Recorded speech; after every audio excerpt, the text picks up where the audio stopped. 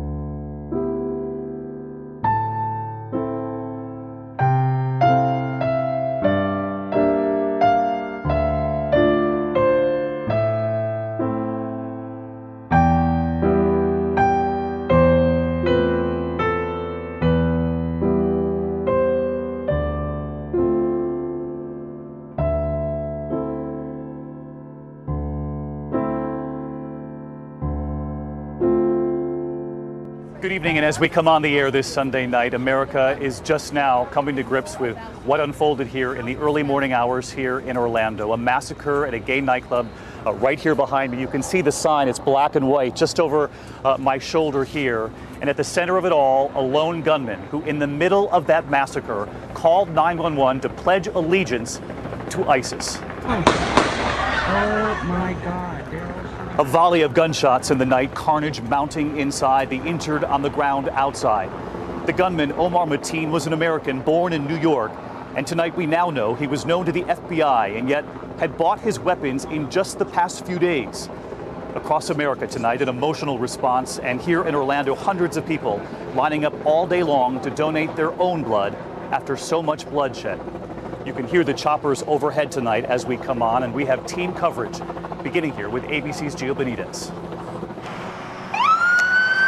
3 hours of terror overnight, multiple shootouts, hostages, a packed nightclub under siege. Authorities say Omar Mateen arrived at Pulse Orlando, a gay nightclub and bar, armed with an AR-15 type assault rifle, a handgun, and an unknown number of rounds of ammunition. It appears he was organized and well prepared.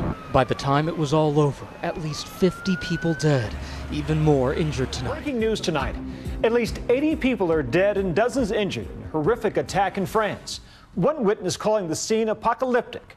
And although no one has claimed responsibility, French officials say it does look like terrorism. Horror tonight in the French resort town of Nice. It was sheer terror. A truck turned lethal weapon, plowing through a crowded promenade, killing at least 80 people, including children, and wounding more than 65, according to French authorities. It was looking for a place to hide, it was running. I did see it hit a few people, and there were a few people lying on the ground. All across France, fireworks lighting up the skies to celebrate France's national holiday, Bastille Day. And in Nice, People were just enjoying the music, beautiful ambiance. It was amazing. People were having fun, and so many people were there. And there must have been thousands of people watching this show. But just after midnight in Nice, screams of terror and panic. We started running. See a lot of people ducking, looking for doorways, places to hide. There's another sound of shooting in the air. And so then we go into a nearby restaurant and hide in an alleyway that we could get to from the back of it. Nice is the gateway to the French Riviera, a ritzy tourist destination for Americans and Europeans. Sam Jones was visiting from the UK. We saw thousands of people running towards us. He was exiting a waterfront hotel when he says he first noticed something was wrong. They were all screaming and everyone was running in every direction. Seconds later, this giant white van came bolting down this road. It was just taking out people left, right, and center. We